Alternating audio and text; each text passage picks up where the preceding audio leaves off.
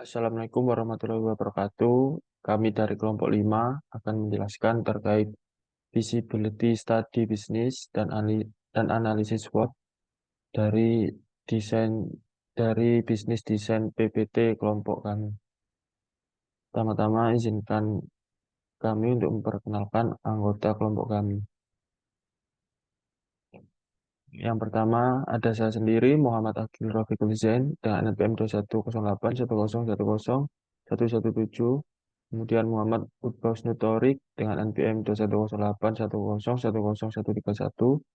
Kemudian Ferry Arif Maulana dengan NPM 210810101140. Dan yang terakhir Talita Berta Arfiandita dengan NPM 210810101253. Lanjut untuk yang pertama terkait feasibility study bisnis, yaitu aspek ekonomi, prediksi kondisi ekonomi negara. Perkembangan teknologi ke depannya akan sangat berkembang dengan pesat. Inovasi baru akan muncul seiring berjalannya waktu, sehingga akan menciptakan banyak peluang bisnis baru dalam sektor tertentu. Dengan berkembangnya teknologi juga dapat berdampak terhadap penurunan atau perubahan bisnis di sektor tradisional. Kemudian pesatnya pertumbuhan populasi penduduk juga salah satu faktor penting dan berdampak terhadap perkembangan yang akan datang. Dengan pertumbuhan populasi penduduk yang sangat pesat, sangat mempengaruhi permintaan untuk berbagai barang dan jasa. Kami rasa dengan dua faktor di atas, ke depannya kondisi ekonomi di negara kita akan berkembang. Namun di dalam sektor tertentu saja, ada kemungkinan untuk sektor lainnya akan mengalami penurunan. Dan contohnya dalam sektor tradisional. Kemudian prediksi pertumbuhan usaha kita. Jika kita selaku penyedia jasa bisa mengikuti perkembangan teknologi dan memanfaatkannya, maka eh, akan memiliki keuntungan dalam mengelola usaha. Karena dengan berkembangnya teknologi akan menciptakan banyak sekali platform pemasaran digital yang dapat memudahkan kita untuk memperluas jangkauan bisnis kita. Kemudian dengan pertumbuhan populasi yang pesat, untuk kedepannya saya rasa akan banyak individu maupun perusahaan yang membutuhkan jasa desain PPT sebagai sarana untuk memperkuat dan menyederhanakan pesan yang ingin mereka sampaikan sehingga presentasi bisa menjadi lebih efektif.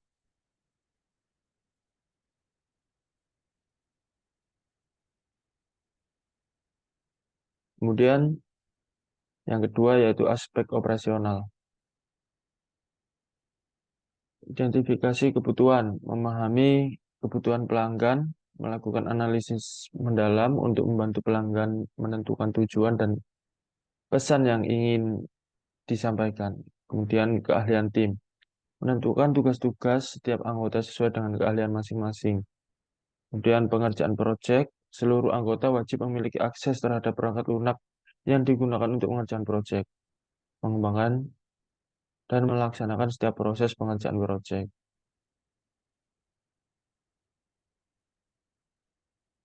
Manajemen proyek, menggunakan alat manajemen untuk dapat melacak setiap perkembangan progres proyek hingga selesai. Kemudian pemasaran, mengembangkan strategi pemasaran hingga dapat menjangkau dengan luas, misalnya melalui sosial media, melalui situs web, dan lainnya. Kemudian inovasi dan evaluasi, selalu mengikuti tren desain terbaru, teknologi, dan alat desain baru agar memastikan bisnis tetap relevan dan kompetitif. Kemudian manajemen risiko, mengidentifikasi segala potensi risiko yang dapat mempengaruhi bisnis kita dan mengembangkan strategi untuk dapat mengatasinya.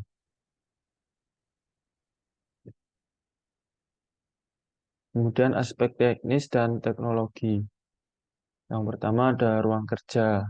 Meja dan kursi bersifat opsional. Dengan tersedianya meja dan kursi, diharapkan dapat memberikan kenyamanan dalam pengerjaan proyek.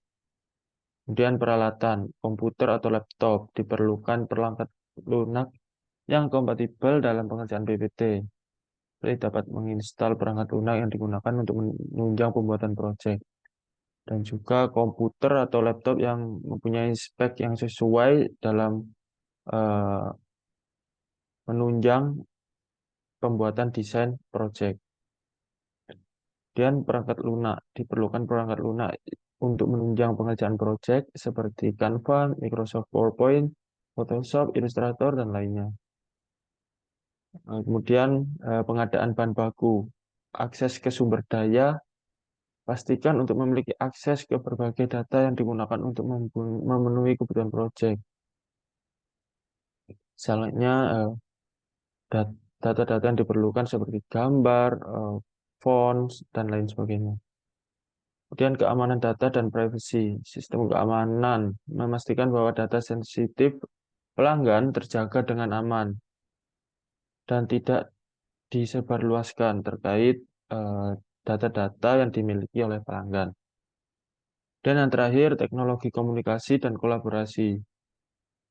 Penggunaan alat komunikasi dan kolaborasi seperti Zoom, Meet, atau yang lainnya untuk berkomunikasi dengan klien dan berkolaborasi dengan sesama anggota tim. Kemudian untuk yang selanjutnya akan dijelaskan oleh kelompok saya. Aspek-aspek yang perlu kita analisis. Yang selanjutnya adalah aspek organisasi. Yang dimana aspek ini mulai dari keahlian dan keterampilan. Kami memastikan memiliki tim dengan keahlian dan keterampilan yang memadai dalam desain grafis, komunikasi visual, dan penggunaan software presentasi seperti Microsoft PowerPoint dan Canva dalam bisnis kami, yaitu adalah jasa pembuatan PPT. Lalu ada juga struktur tim atau struktur organisasi kami, yang dimana struktur kami itu terbentuk dari 4 orang, yang dimana 4 orang ini memiliki berbagai macam pekerjaan yang akan dilakukan. Yang pertama ada tim merekap yang berjumlah 1 orang, yang dimana tim ini berfungsi untuk merekap atau menuliskan poin-poin dokumen dari klien atau dari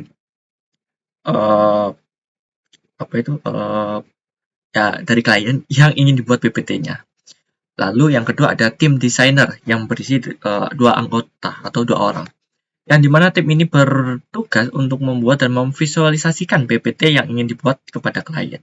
Lalu yang ketiga ada ketua tim, yang dimana ketua tim ini bertugas untuk mengkoordinir semua kegiatan dari tim agar tidak ada yang terlambat dan berjalan dengan sempurna, serta bertugas untuk menerima usulan dari klien jika ada kekurangan dari PPT yang dibuat.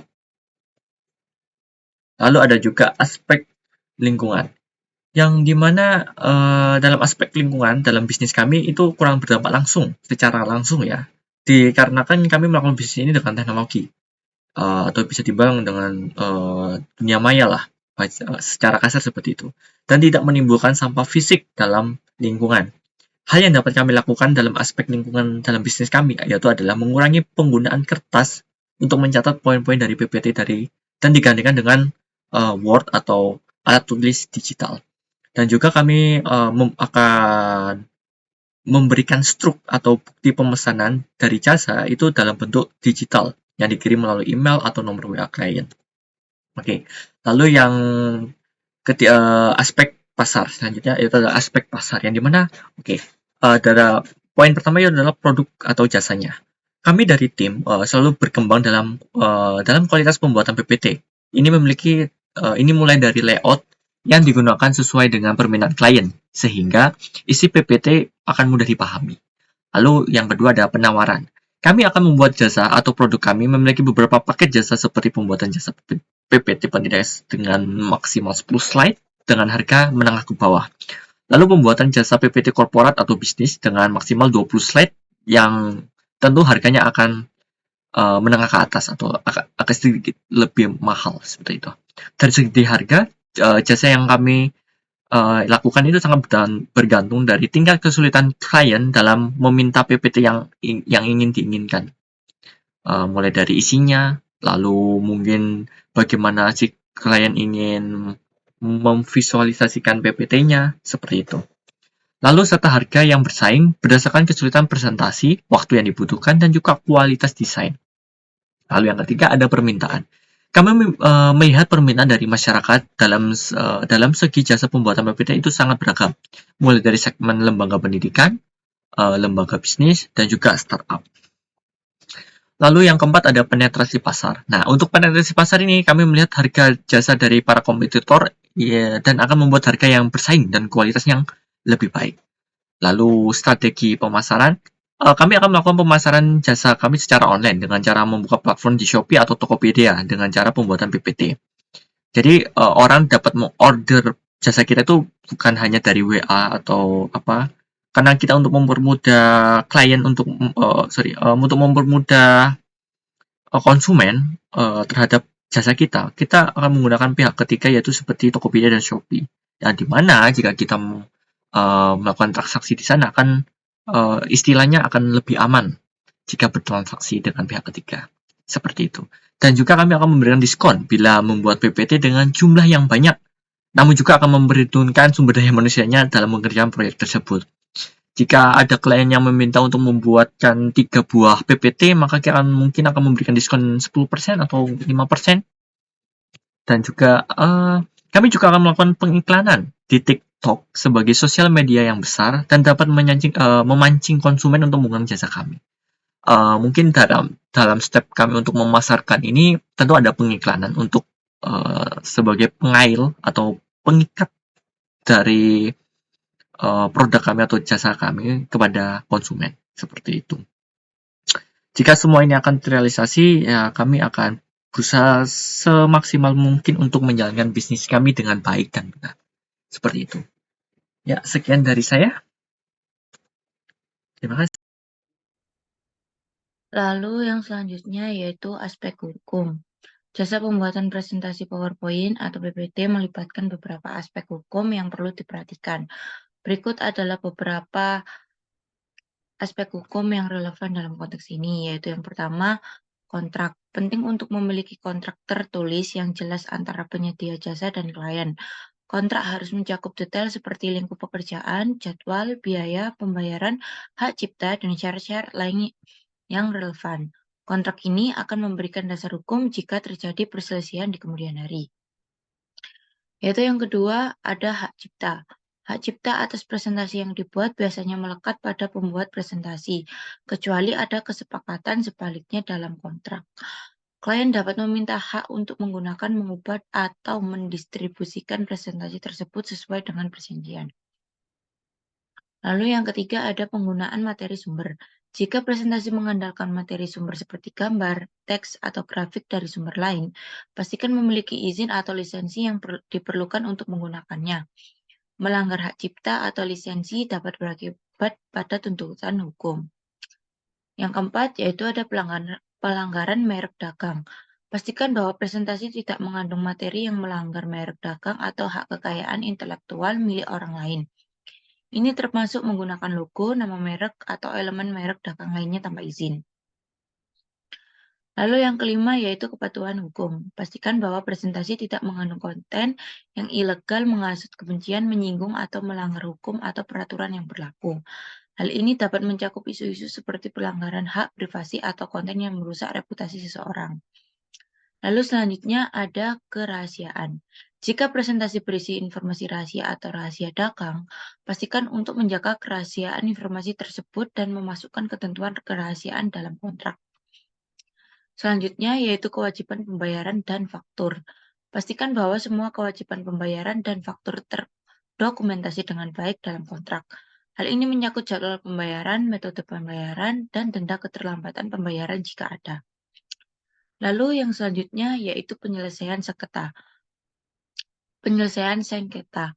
Kontrak juga harus mencakup ketentuan penyelesaian sengketa, yaitu menyelesaikan perselisihan antara penyedia jasa dan klien. Penyelesaian sengketa melalui mediasi atau arbitrase seringkali merupakan pilihan yang baik. Dan yang terakhir yaitu pajak. Memahami kewajiban pajak yang terkait dengan penghasilan yang diperoleh dari jasa pembuatan presentasi dan mematuhi peraturan perpajakan yang berlaku. Selalu bijaksana untuk berkonsultasi dengan seseorang ahli hukum atau profesional hukum yang berpengalaman dalam perjanjian kontrak dan hukum bisnis untuk memastikan bahwa aspek hukum jasa pembuatan PPT terpenuhi dengan baik dan sesuai dengan hukum yang berlaku di Indonesia. Lalu selanjutnya ada aspek finansial. Dalam jasa pembuatan presentasi PowerPoint atau PPT mencakup berbagai hal yang perlu dipertimbangkan baik bagi penyedia jasa maupun klien. Berikut adalah beberapa aspek finansial yang relevan dalam konteks ini. Yang pertama yaitu harga dan biaya. Penyedia jasa harus menetapkan harga yang wajar untuk layanan pembuatan PPT.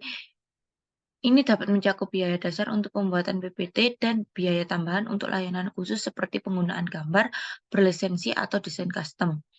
Klien harus memahami struktur biaya ini sebelum memulai proyek. Lalu selanjutnya ada pembayaran.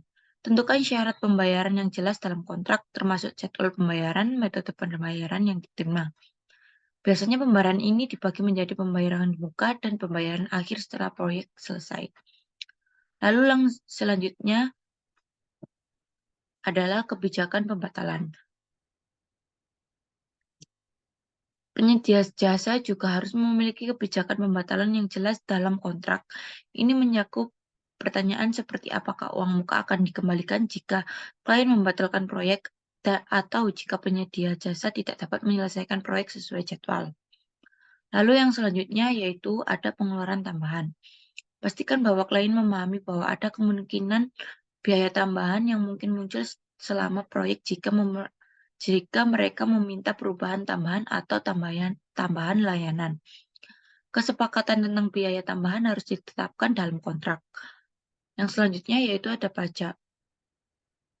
Penyedia jasa perlu mempertimbangkan implikasi pajak atas pendapatan yang diperoleh dari jasa pembuatan PPT. Ini mencakup pembayaran pajak penghasilan atau pajak penjualan yang mungkin berlaku di wilayah hukum Indonesia. Lalu yang selanjutnya ada faktur dan pelacakan. Sistem yang efisien untuk menghasilkan faktur kepada klien dan melacak pembayaran sangat penting. Ini membantu memastikan bahwa semua pembayaran diterima tepat waktu. Lalu yang selanjutnya ada dana darurat dan keuangan. Bagi penyedia jasa, penting untuk memiliki dana darurat atau cadangan keuangan untuk mengatasi situasi darurat atau ketidakpastian dalam bisnis. Ini bisa menjadi perlindungan finansial jika mengalami kesulitan dalam pembayaran atau ketidakstabilan dalam pendapatan. Lalu yang terakhir ada kenaikan harga. Pertimbangkan apakah akan menaikkan harga jasa secara berkala atau jika ada perubahan signifikan dalam lingkungan bisnis yang dapat mempengaruhi biaya dan harga yang dikenakan kepada klien. Aspek finansial dalam jasa pembuatan PPT sangat penting untuk mengatur dasar yang sehat dan adil antara penyedia jasa dan klien.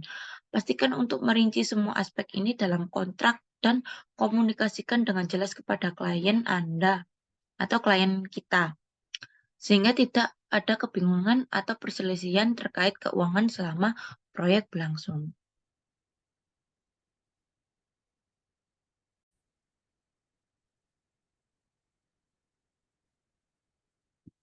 Baik, di sini saya akan melanjutkan dari penjelasan yang sudah dipaparkan oleh teman saya sebelumnya. Perkenalkan kembali, saya Muhammad Widbaus Notorik dengan NPM 210810101131 akan menjelaskan apa itu analisis SWOT dari bisnis kami. Dari analisis SWOT kami, yang pertama ada strength dulu, di mana strength dari bisnis kami adalah yang pertama, kami memiliki desain kreatif yang ahli. Yang kedua adalah pengalaman dan reputasi yang sudah cukup dikenal dari beberapa kerabat dekat kami. Lalu yang ketiga adalah pemanfaatan teknologi terbaru. Jadi kami akan tetap mengikuti perkembangan teknologi juga. Lalu yang keempat adalah kolaborasi tim yang cukup efisien dengan pembagian tugas yang sudah dibawarkan pada aspek-aspek sebelumnya. Lalu yang kedua adalah weakness. Nah, di sini weakness yang ada di bisnis kami adalah ketergantungan pada teknologi yang ada. Jadi, jika teknologi yang kami miliki saat ini sudah kurang sudah cukup tertinggal dari perkembangan teknologi yang ada kemungkinan kita akan mendapati kesusahan yang ada. Jadi mungkin kita kurang mengerti perkembangan tren yang bisa dilakukan oleh teknologi terbaru, sedangkan tidak bisa dilakukan oleh teknologi yang sudah lama. Lalu yang kedua adalah keterbatasan sumber daya manusia. Jadi di sini kami hanya berempat dan yang bisa jasa melakukan desain di PowerPoint atau presentasi itu tidak semua. Lalu yang ketiga adalah harga yang kurang diterima oleh pasar. Nah, di sini kita bisa saja memberi harga yang menurut kami sudah cukup, tapi ternyata dari pasarnya itu banyak yang masih protes karena harganya yang terlalu mahal.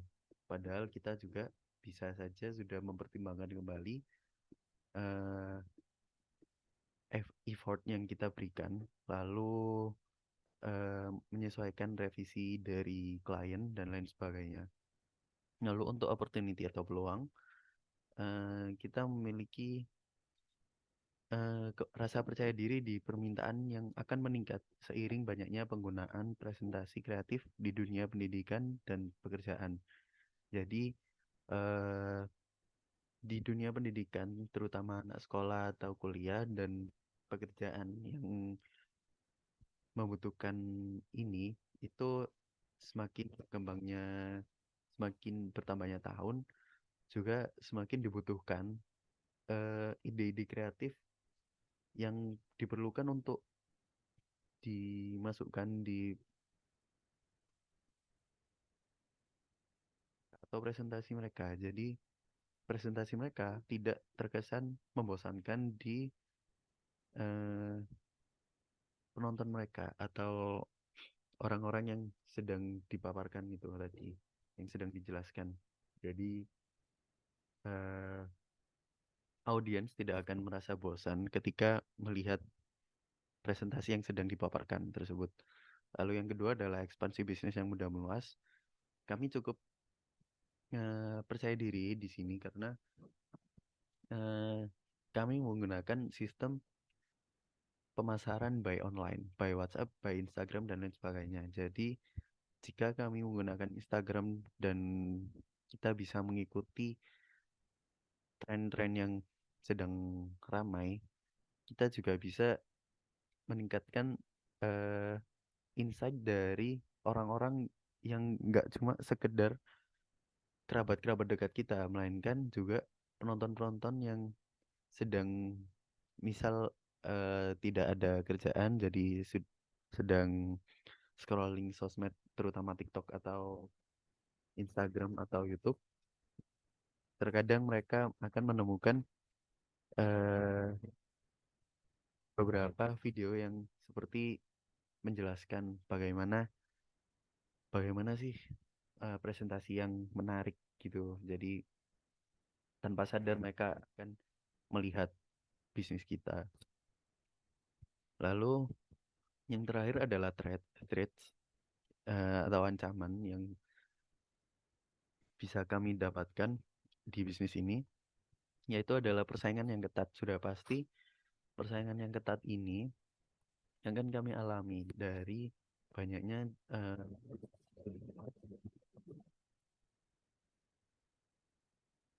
bisnis yang sama di eh,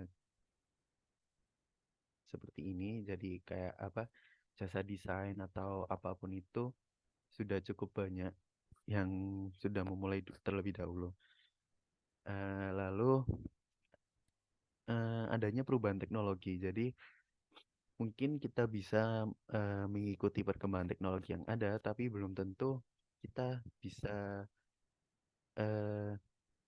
menyanggupi untuk memiliki teknologi-teknologi terbaru tersebut. Jadi misal eh, adanya update terbaru di platform yang kita gunakan untuk melakukan desain atau apapun itu, tetapi tidak support di teknologi yang kita miliki, yang mana teknologi mungkin sudah cukup lama. Nah, di situ kita akan memiliki hambatan. Lalu yang terakhir adalah maraknya tutorial gratis yang beredar di jagat media sosial.